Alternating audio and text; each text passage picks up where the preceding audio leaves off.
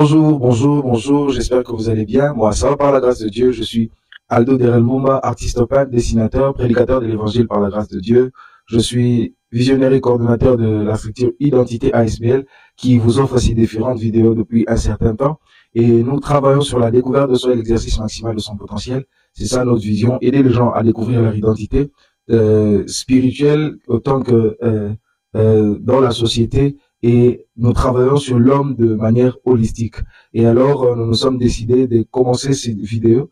Déjà, la structure Identité ASBL travaille un peu sur ce genre de choses, les conférences, les échanges, les formations à l'interne. Et d'ailleurs, nous avons une tranche que nous avions eu à mettre au point depuis, mais qu'on n'a pas vraiment d'abord lancé sur le marché. Mais nous nous sommes dit faire quand même des vidéos de manière personnelle, et j'ai associé ça à Identité ASBL, étant donné que ça va dans le même sens. Alors, nous avions commencé par le basique d'ailleurs de la structure Identité ASBL, qui est la découverte de soi, et nous sommes en train de parler depuis un temps de se découvrir et ainsi de suite. Et la fois passée, nous avions parlé du fonctionnement du talent, et précisément, nous avions parlé de la gestion de ressources. Alors, aujourd'hui, sans plus tarder, nous parlerons de la gestion des relations, parce que nous devons savoir que dans le fonctionnement d'un talent, il y a certes, comme on a dit, la gestion du temps, la gestion des ressources, parce qu'ici, on peut voir que votre talent est une entreprise, et si vous devez faire de votre talent une entreprise, vous devez tenir compte de ces trois gestions de base, et c'est là même que nous parlons d'être un bon gestionnaire. Pour être un bon gestionnaire d'un talent, pour être un gestionnaire qui fait de son talent une entreprise, nous devons apprendre ces trois gestions de base et en faire toute une vie. Au quotidien, travailler là-dessus. La gestion du temps, la gestion des ressources, et nous y voilà aujourd'hui en train de parler de la gestion des relations. Alors, les talents que nous sommes, les entreprises, les talents que nous représentons, travaillent ou s'exercent dans une société. Nous devons donc savoir que la gestion des relations est l'un des éléments importants. Ce que j'ai écrit ici, c'est que le fonctionnement des entreprises que nous sommes se passe dans une société entourée des autres, c'est-à-dire l'exercice de notre potentiel se passe dans nos diverses relations, très intimes ou moins intimes. Nous sommes donc en contact avec les autres.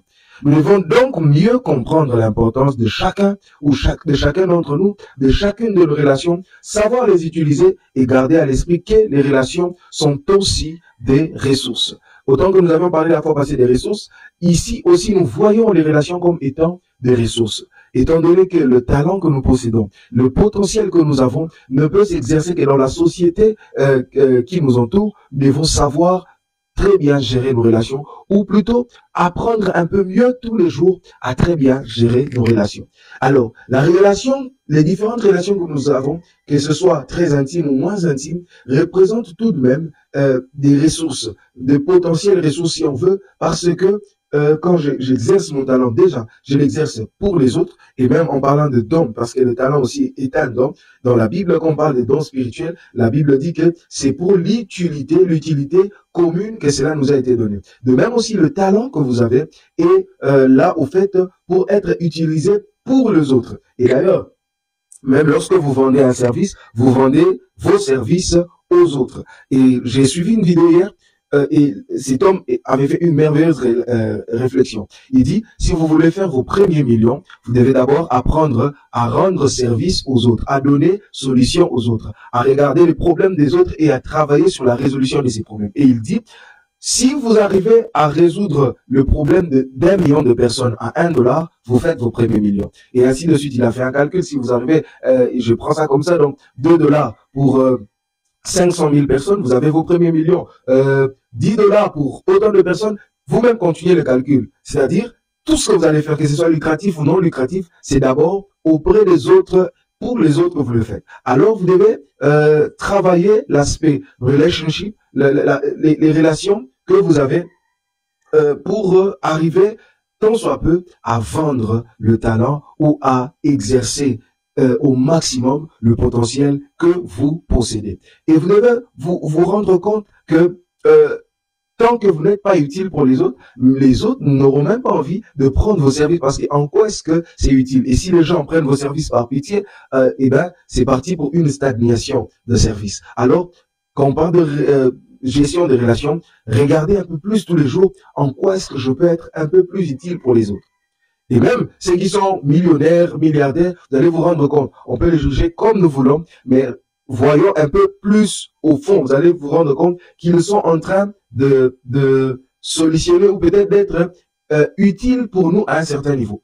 J'irais même exagérer. Il y a même certaines choses qui sont considérées comme des distractions, qui des fois même nous appauvrissent, qui nous abrutissent, qui des fois nous font passer du temps inutilement, mais qui finalement nourrit une partie de nous, qui est comme utile à nos émotions. Il y a des gens, par exemple, qui sont dépressifs, qui sont renfermés, qui ne savent pas être importants pour les autres, ils se disent, je ne sers à rien. Mais quand ils se plongent dans les réseaux sociaux, c'est comme une addiction pour eux, un calmant pour eux, pour se dire, ok, je peux rester dans mon coin calmement, ça ne dérange pas, et ainsi de suite. Au fait, ça lui détruit même. Mais c'est lui qui a mis au point ces réseaux sociaux-là, il se retrouve quand même parce que il y a, au fait, un manque de quelqu'un qu'il est en train de résoudre. Alors, à ce niveau, il faudrait que chacun d'entre nous comprenne en quoi est-ce que je peux être utile aux autres. Quelle est l'utilité? Et travailler cet aspect de choses dans nos vies. Travailler cet aspect de choses pour que les autres nous trouvent utiles. Alors, nous devons, comme je dis, mieux comprendre l'importance de chacune de nos relations. Et à ce niveau, comprendre que si je dois tisser une relation, je dois d'abord voir en quoi est-ce que c'est utile pour moi. Je dois comprendre quelle est l'utilité de chaque personne qui s'approche de moi. Il y a des gens qui ne vous aideront qu'à rire dans la vie. Il y a de ceux-là qui ne vous aideront qu'à réfléchir dans la vie. Vous devez savoir classifier les personnes qui vous entourent. Et chacun selon son importance. Je ne dis pas qu'il faudrait mépriser les gens, mais j'aimerais dire classifier. Vous savez que quand j'ai envie de rire, je dois être en contact avec telle personne. Quand j'ai envie de parler affaires, je dois être en contact avec telle personne. Quand je dois parler de spiritualité, je dois parler avec telle personne. Et telle personne n'est pas utile à la personne que je suis. Étant donné que j'ai découvert qui je suis, tel genre de personne ne doit pas se retrouver dans mon sillage. Et ça, ce n'est pas un péché, c'est de la discipline pour vous aider à aller loin. Alors, parlons un peu des influences. Les gens disent, il y a un dicton qui dit, dis-moi qui tu fréquentes, je te dirai qui tu es. Dis-moi qui tu fréquentes, je te dirai qui tu es. D'où les relations sont des influences, positives ou négatives. Le bon fonctionnement de votre potentiel en dépend. Donc, toute personne avec qui vous êtes en contact, en relation, et en même temps une influence pour vous, positive ou négative. Et quand on parle de positive ou négative, ce n'est pas seulement quelque chose ou une relation qui détruit de manière directe, c'est-à-dire quelqu'un de toxique, quelqu'un de méchant, quelqu'un de mauvais, mais cette réflexion ici vient surtout sur le point où vous êtes découvert. Il y a des gens qui se sont aussi découverts à leur niveau, dont au fait, votre trajectoire, votre chemin de destinée sont parallèles. C'est-à-dire, elles ne se rencontrent en rien. Alors, quand vous essayez de vous mettre ensemble, ce sera une influence négative. Je donne un exemple. Vous êtes dessinateur, vous êtes artiste peintre. C'est-à-dire, dans le domaine dans lequel vous êtes, ça me demande beaucoup d'imagination, un peu de folie si je dois dire. C'est-à-dire, vous devez réfléchir avec une philosophie qui revient d'abord à vous. Et en études d'art, on nous a dit ceci. La science, c'est le nous et l'art, c'est le moi. Autant qu'il existe d'artistes dans le monde, autant qu'il existe des définitions de l'art. Pour définir un art, pour définir l'art, il faudrait le pratiquer. Et celui qui pratique l'art dira que l'art est ce qu'il est en train de faire. Mais en science, ce n'est pas le cas. Le cas, c'est la science, c'est la généralité. La mathématique est une science exacte. Quand on dit 1 plus 1 égale à 2, eh bien, quand vous dites 1 plus 1 égale à 3, vous nous devez des explications. Ça ne tient pas debout. Et du reste, ça complique les calculs pour être simple. Alors, je suis artiste peintre dessinateur, il est mathématicien, alors on peut se mettre ensemble, mais dans nos réflexions, il risque d'y avoir des grands débats vains, vides et destructeurs, de l'un et de l'autre. Parce que finalement, votre subconscient va quand même subir une certaine influence. Et même dans votre sommeil, votre subconscient sera en train de faire une réflexion là où elle a peut-être été touchée, choquée et dominée. Et ça risque de produire des certains actes. Souvenez-vous, on avait dit, en parlant de l'âme, la plupart de vos actes, ou 90% de vos actes, sont générés par vos pensées. Et l'ensemble de vos pensées et de vos actes vont générer un caractère en vous. Alors quand vous fréquentez des gens qui ne vont pas toujours réfléchir comme vous, ça va créer quand même ce genre de choses, même si vous le boudez à l'extérieur comme ça. Alors, mathématiciens, artistes peuvent être des connaissances, mais pas des amis. Une connaissance où on peut parler, on peut regarder un match, on peut boire un verre ensemble, mais quand on doit être des amis, c'est-à-dire partager des opinions, on va se séparer, ça ne sera pas intéressant. Alors, il y a des influences qui peuvent être négatives pour vous et positives pour les autres. J'entre dans cette profondeur pour que chacun d'entre nous arrive à discerner et scinder au fait de choses pour comprendre que ce qui est négatif pour vous n'est pas toujours ce qui est toxique de manière générale, mais c'est aussi en rapport avec ce que vous êtes appelé à faire dans la vie professionnelle par rapport à votre destinée. Vous devez savoir jauger ces choses. C'est comme ça que je viens de dire ici que les relations sont des influences positives ou négatives. Alors, le bon fonctionnement de votre potentiel, de votre talent, dépendra aussi de type de relations que vous avez. Le fonctionnement de votre potentiel dépend des relations aussi que vous avez. Donc, le type de personnes, des milieux que vous fréquentez devra être vraiment quelque chose qui soit aussi et surtout en rapport avec celui que vous avez découvert que vous êtes par rapport à ce que nous venions déjà de dire précédemment. Certaines personnes vont vous aiguiser et d'autres vont vous édifier. Certaines personnes vont vous aiguiser, d'autres vous édifier. Alors, veillez à ce que ces deux choses se retrouvent très souvent dans les types de milieux ou de personnes que vous côtoyez pour accroître le bon exercice de votre potentiel. Au fait, dans la vie, il y aura toujours de ceux-là qui vont vous aiguiser, c'est-à-dire qui sont de la même nature que vous. Quand vous êtes avec eux, quand vous vous frottez à eux, vous devenez plus aigu, vous devenez plus performant, plus intéressant, plus efficaces. Mais il y aura de ceux-là qui vont vous édifier, c'est-à-dire vous n'avez pas la même nature, mais la discipline de leur nature peut être un bon conseil pour vous. Alors, à ce niveau, j'aimerais encore entrer dans une autre profondeur pour comprendre que tous ceux que vous devez choisir comme proches doivent répondre à ces deux critères.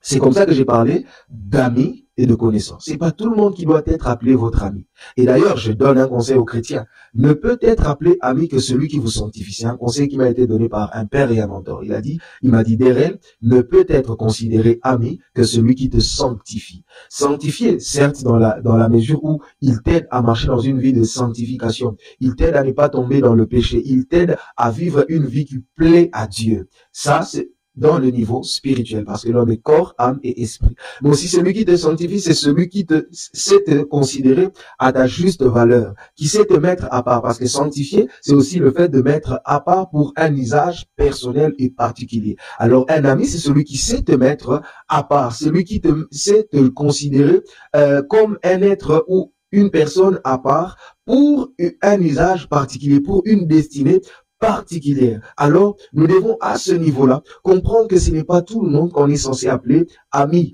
Il faut que dans votre sillage, c'est que vous pouvez appeler ami et vous, ne vous sentez pas tracassé par ça. C'est normal que dans la vie, même vous serez une connaissance pour quelqu'un et vous serez ami pour une autre personne. Donc, on n'est pas ici en train de dénigrer les gens, mais on est en train juste de dire le bon fonctionnement du talent cherchera à ce qu'il y ait certaines personnes qui soient proches, certaines personnes qui soient loin. Et quand ils sont loin, d'ailleurs, moi je dis, un certain respect est imposé quand il y a une certaine distance. Je répète, un certain respect est imposé quand il y a une certaine distance. Et quand vous êtes face à des personnes qui vous aiguisent, de manière automatique, il y a une certaine distance professionnelle, spirituelle qui s'impose. Quand vous êtes face aux personnes qui vous édifient, il y a une certaine distance qui s'impose en vous face à eux pour arriver à vivre de manière saine et donnant, profitable à tous. Mais quand ces deux éléments ne se retrouvent pas, il y a une relation sans objectif, sans but et à atteindre. Et là, vous vous retrouvez dans du sarcasme facilement, même si ce n'est pas du coup, mais ça viendra petit à petit. Alors veillez à ce que dans votre entourage, il y ait cela qui vous édifie et cela qui vous aiguise. Si la personne devant vous ne vous édifie pas, ne vous aiguise pas et ne vous édifie pas, il est appelé à être une connaissance. Saluez-vous, rencontrez-vous par des occasions, mais ne tissez pas des affinités. Ça ne vous servira à rien et ça ne va pas accroître le potentiel qu'il y a en vous. Même Jésus, le doux Jésus, le bon Dieu, ne s'est pas permis d'avoir tout le monde auprès de lui. Il vient sur terre, il a 70 disciples, et puis après, il choisit 12 comme apôtres. Et quand il choisit les 12 comme apôtres, il prend 3 avec lesquels il part dans une certaine intimité. Et même dans le 3, il sait toujours se mettre dans une certaine distance pour prier à l'écart. Vous voyez bien, dans la Bible, il n'y a pas vraiment un endroit où on souligne que Jésus est en train de prier avec ses disciples ou ses apôtres, parce que ils ont des temps de communion, mais généralement, quand il vient prier lui-même, il part un peu à l'écart. Alors, vous devez savoir toujours mettre ces différentes distances pour arriver à faire croître votre potentiel. Alors, à ce niveau, faire croître votre potentiel ça sera des relations professionnelles. Et les relations professionnelles, même dans les choses spirituelles. Quand vous êtes un homme de Dieu, il y aura des gens qui vont toujours vous prendre pour un homme de Dieu. Et des certains qui vont vous prendre pour un frère. Il y a de ceux-là qui ne vont vous prendre que pour un n'importe quoi. Même Jésus, hein, il y a des gens qui ont dit, le prince de Belzébul, il est animé par Belzébul, les princes des démons et tout ça. Mais il y a de ceux-là qui le considéraient comme un charpentier. Et même la Bible dit du tout-puissant Jésus que en ces lieux, il ne se fit pas beaucoup de miracles. Simplement à cause de la considération qu'on avait de lui. Au fait, il avait le même pouvoir, mais il s'est retrouvé dans un milieu qui ne sait pas déclencher ce pouvoir, ou plutôt qui méprise ce pouvoir. Quand on voit Jésus comme un charpentier, il ne peut vous faire qu'un meuble. Alors si on vous voit comme un charpentier, n'offrez à ceux-là que des meubles, ne leur offrez pas des miracles. Ça ne marchera pas. Même si vous forcez, ça ne marchera pas, parce que même Jésus, qui guérissait de manière spectaculaire, on voyait la gloire, ainsi de suite. C'est Dieu qui a revêtu la chair, mais la Bible dit, en ces lieux, il ne se fit pas beaucoup de miracles. Et vous savez, c'est Marie qui vient, qui dit, faites ce qu'il vous dira de faire, qui déclenche quelque chose. Mettez-vous en relation avec des personnes qui vont faire clore votre potentiel. Et si vous ne savez pas le faire, vous allez trop traîner et dans des choses qui vont vous aider à diminuer le pouvoir de votre potentiel. Alors, pourquoi les relations? J'aimerais parler enfin d'une bonne chaîne marketing. Une bonne chaîne marketing, ici, je fais surtout allusion au fait de vendre votre potentiel et faire de l'argent avec votre potentiel et vous émerger avec votre potentiel. Nos relations sont nos premiers clients, nos premiers marketeurs et elles sont donc aussi des ressources pour booster nos entreprises. C'est eux à qui nous livrons nos premiers services, qui nous voient directement faire ce que nous sommes en train de faire, et c'est eux qui parlent aussi de notre service. Alors, déjà pour ne prendre que David, c'est quelqu'un qui a parlé de David à Saül, au roi, pour lui dire qu'il y a un jeune qui joue bien à la harpe, et ainsi de suite, et il est venu calmer les esprits qui tourmentaient Saül. Et après, c'était pour lui l'ouverture vers le palais royal. Il y aura toujours des personnes qui seront comme des personnes anonymes, mais qui vous connaîtront, qui vont voir ce que vous faites, qui vont considérer ce que vous allez faire, et qui un jour, parce que eux, ils sont auprès du roi, ou ils ont accès auprès du roi, qui vont parler de vous au roi. Alors ne négligez jamais les personnes, surtout qui vous considèrent. Et moi, je donne toujours un conseil aux gens, concentrez-vous sur ce que vous aimez. Ne prenez pas tout votre temps sur ce que vous ne vous aimez pas. Très souvent, on est très affecté et très préoccupé. On ne m'aime pas. Telle personne ne m'aime pas. Il ne me considère pas. Et là, on diminue le temps ou la considération qu'on a pour ceux qui nous aiment. Alors prenez plus de temps pour ceux qui vous aiment. Si vous êtes conscient, très conscient de ceux qui ne vous aiment pas, vous aurez l'impression que vous n'êtes pas aimé. Alors que d'une part, il y a toujours quelqu'un qui vous aime quelque part. Et lui, il parlera de vous au roi à un certain jour. D'ailleurs, hier, nous avons parlé aussi de Joseph. Joseph, qui était en prison avec ses amis. Il a interprété les rêves de 2 de ses amis. Ça s'est réalisé. Et d'ailleurs, quand on regarde l'histoire, on avait oublié Joseph plutôt. On avait oublié Joseph. Mais le potentiel qu'il avait exercé face à une relation a fait qu'un jour, Dieu a fait que le genre de problème qu'il avait réalisé pour cette relation puisse quand même surgir autour de cette relation. C'est comme ça, j'aimerais dire à quelqu'un, celui qui vous a donné ce potentiel, c'est Dieu. Et Dieu se chargera de toujours faire le marketing de votre potentiel si vous vous décidez vous-même de répondre à cet appel, d'exercer votre potentiel, d'y travailler. Parce qu'en regardant ce prisonnier qui était maintenant auprès du roi, qui avait vécu le reste nouvelle que Joseph lui avait donné, quand il arrive là-bas, il oublie Joseph. Il oublie Joseph, mais son subconscient, l'impact du potentiel de Joseph n'a jamais été oublié par cette personne. Et quand il arrive auprès du roi, le roi a le même problème. Il a un songe que personne n'arrive à interpréter. Et là, il dit, ah, très cher roi, je connais quelqu'un avec qui on était en prison qui m'a dit tout ce que je suis en train de vivre. J'aimerais dire à quelqu'un, on peut vous oublier, mais on n'oubliera pas l'impact de votre potentiel. Alors, gérez bien vos relations. Exprimez-vous devant les personnes que Dieu permet que vous puissiez rencontrer. D'une manière ou d'une autre, Dieu permettra que votre potentiel puisse éclore, puisse éclater et que l'on puisse l'apprécier à sa juste valeur. Et j'aimerais dire, le produit ou les services que nous vendons, ce doivent être consommés par des individus qui nous entourent ou ceux qui entourent ceux qui nous entourent. C'est que nous avons comme potentiel, c'est que nous avons comme service, c'est que nous avons comme capacité s'exerce auprès de ceux qui nous entourent ou ceux qui entourent ceux qui nous entourent. Alors quand on fait quelque chose, faisons-les bien. Parce que si ceux qui nous entourent n'arrivent pas à reconnaître ce que nous faisons, ceux qui nous entourent, seront certainement quelque part dans le besoin de ce que nous sommes. Alors même s'il y a de ceux-là qui ne reconnaissent pas ce que vous faites, faites-les quand même bien. Parce que tant que c'est une relation, c'est un potentiel futur. C'est un client potentiel. Alors, faites bien ce que vous êtes censé faire. Et c'est là, les relations aujourd'hui ne sont pas que physiques. Les relations aujourd'hui sont des relations aussi virtuelles. Et surtout, en tenant compte que la population des réseaux sociaux est plus élevée que la population physique du pays le plus peuplé au monde. Nous devons comprendre qu'il y a aussi des relations virtuelles ou sur les réseaux sociaux et ainsi de suite. Et à ce niveau, j'aimerais dire à quelqu'un, sachez comment utiliser vos réseaux sociaux. Parce que ça peut être, vous n'avez pas la capacité d'avoir une boutique, mais ces réseaux sociaux peuvent être pour vous une boutique virtuelle là où vous pouvez vendre beaucoup de choses. Alors à ce niveau, j'aimerais donner quelques conseils. Pour ceux qui utilisent par exemple le WhatsApp déjà, il y a moyen au travers de votre WhatsApp de créer ce qu'on appelle un message diffusion, c'est-à-dire envoyer un message à 200 personnes en un seul clic.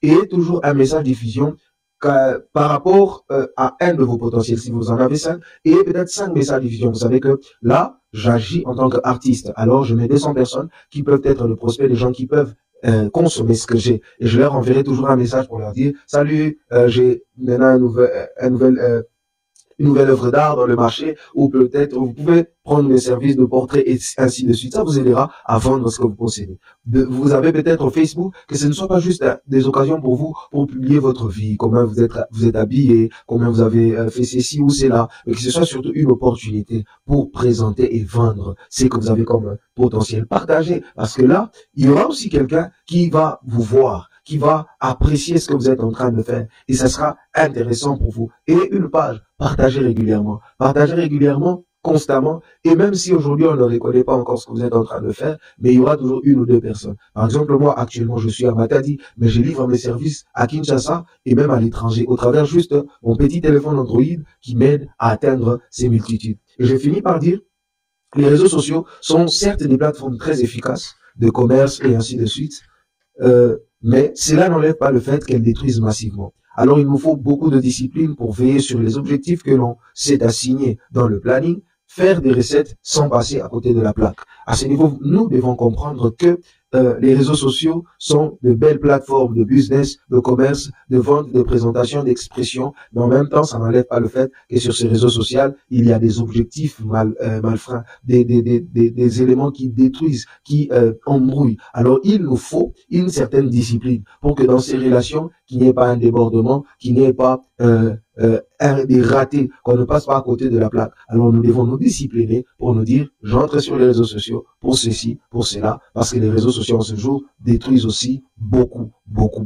Alors que Dieu vous bénisse, c'était un peu ça pour aujourd'hui. Nous avions parlé de la gestion des relations. Comprenez que les relations sont des clients, des prospects, des marketeurs, vos premiers marketeurs. Alors gérez bien vos relations. Et en même temps, j'aimerais dire à quelqu'un ce jour, la meilleure des relations que vous pouvez avoir est d'abord Jésus-Christ dans votre vie. Jésus-Christ est la meilleure des relations que vous pouvez avoir. Si les relations dans la vie est très important, peut vous permettre de vendre des millions, de réaliser des grandes recettes, de devenir quelqu'un d'important, Jésus-Christ est la relation qui vous aide et sur terre et dans l'éternité. Parce que Jésus-Christ vous accompagnera dans vos pleurs, dans vos joies, il vous tiendra la main. Mais aussi, après la mort, Jésus sera avec vous et il vous aidera à être dans la vie éternelle avec lui. C'est simple, donnez votre vie à Jésus-Christ. Et il dit, voici, je me tiens à la porte et je frappe. Celui qui entend ma voix, il ouvre, j'entrerai, je souperai avec lui et lui avec moi. Et d'ailleurs, il dit à ses disciples, maintenant, je ne vous appelle plus serviteurs, mais vous êtes maintenant mes frères. Donc, vous devez comprendre que devenir frère de Jésus, frère de Dieu, ne nécessite que la foi dans votre cœur. Croire que Jésus est mort et ressuscité pour que vous puissiez être sauvés et justifiés de votre péché. Alors, donnez votre vie à Jésus. Donnez votre vie à Jésus. Répentez-vous de vos péchés. Venez à Christ. Dites-lui combien vous êtes égarés dans beaucoup de choses et vous êtes pavané ça et là. Et donnez-lui votre vie. Dites-lui, sois mon sauveur, sois mon Seigneur. Sors-moi de cette mauvaise relation. Introduis-moi dans ta relation à toi. Déconnecte-moi de mauvaises relations. connecte-moi à ta relation à toi. Et par la relation de Jésus, tu vas avoir de très bonnes relations qui vont non seulement t'aider à percer dans la vie ici sur terre, mais vont aussi t'aider à percer avec ta vie spirituelle. Prions au nom de Jésus. Éternel, oh Dieu, nous te disons merci pour ce qu'a été le numéro de ce matin. Étends ta main pour que nous puissions savoir choisir nos relations, discerner quelles sont les relations que nous devons entretenir et comment nous devons les entretenir. Seigneur, nous prions pour que tout ce qui ne sont pas de bonnes relations pour nous se déconnecte et se détache de nous au nom puissant de Jésus. Tout ce qui nous ramène vers le bas, tout ce qui nous emmène dans le péché. Seigneur, oh Dieu, que tu nous aides à nous détacher, nous déconnecter d'eux au nom puissant de Jésus. Que tu étendes ta main, Seigneur, dans la vie de quelqu'un. Deviens la relation de quelqu'un, la première et la grande relation de chacun d'entre nous. Quelqu'un qui me suit, Seigneur, qui veut devenir, Seigneur, une relation de Dieu. Et là, alors, Seigneur, tiens-le la main. Au travers ces lives, au travers ces paroles, au travers cette vidéo, entre dans la vie, dans le cœur de cette personne et bénis-les par ta relation et ouvre-lui des portes, des bonnes relations qui vont l'introduire dans un bureau où il sera célébré, dans une promotion où il sera célébré, dans une saison où il sera célébré, dans un lieu où il sera célébré, et ce sera pour ton honneur et ta gloire. Au nom de Jésus, nous avons ainsi prié. Amen. Alors, abonnez-vous, partagez massivement ces vidéos si ça vous bénit d'une manière ou d'une autre, et le Seigneur ne manquera pas de vous bénir. Si vous avez des propositions, de suggestions, ne manquez pas de nous les partager. Ce serait pour nous un plaisir encore de faire un pas de plus. Si vous avez des préoccupations, écrivez-nous au travers de nos différents réseaux sociaux. Que Dieu vous bénisse. À très bientôt. Father, we thank you for what you've accomplished here tonight. Lord, it's only the start. We're excited about Jerusalem, the temple, just a couple of days' time. Father, we thank you in Jesus' name. Amen. Amen. Amen. You guys be blessed.